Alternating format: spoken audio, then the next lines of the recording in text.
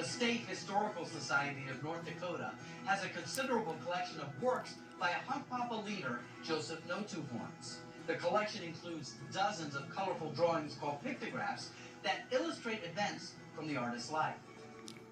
Roadshow expert Ted Trotta was excited to see so many wonderful examples of NoTwoHorns' work.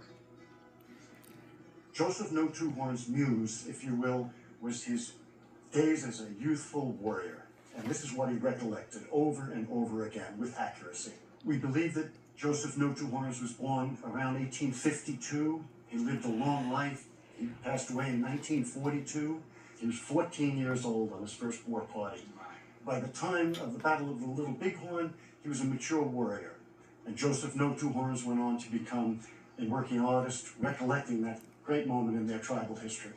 There's a pictograph here, one of his pictographs that you've chosen for us to look at. Tell me about this piece. This is the epic moment in Joseph NoTwoHorns' life. He's at the battle, his horse is wounded, his favorite horse, a gray roan. The horse falls, he falls with it. He's carrying a horse quirt with a sawtooth design.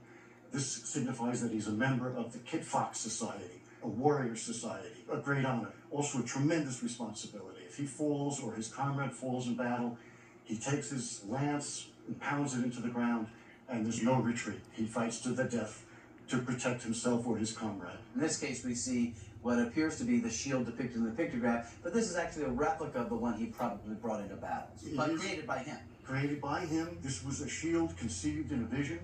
In this case, it depicts a thunderbird, the highest power of the avian world. A ferocious predator would both enable and protect him as a warrior. And then, if you look closer, I see a drawing of a flower, but that has nothing to do with NoTwoHorns, does it? It's a very pretty flower, but it has absolutely nothing to do with NoTwoHorns. In the early days, in the 1860s, 1870s, a cavalry officer might have provided NoTwoHorns or another Plains artist with a ledger book, a lined ledger book. In this case, maybe 20, 30 years after that moment, scraps of paper were being utilized. So in the role of ledger art and pictographs like the ones we're showing today, what would be a comparable value? They're extremely desirable, and there are a few factors that would play into this. A good ledger drawing, aesthetically pleasing, that perhaps depicts some accoutrements, in good condition, would be worth an average of, say, $2,500, $3,500. An exceptional example could be worth quite a bit more.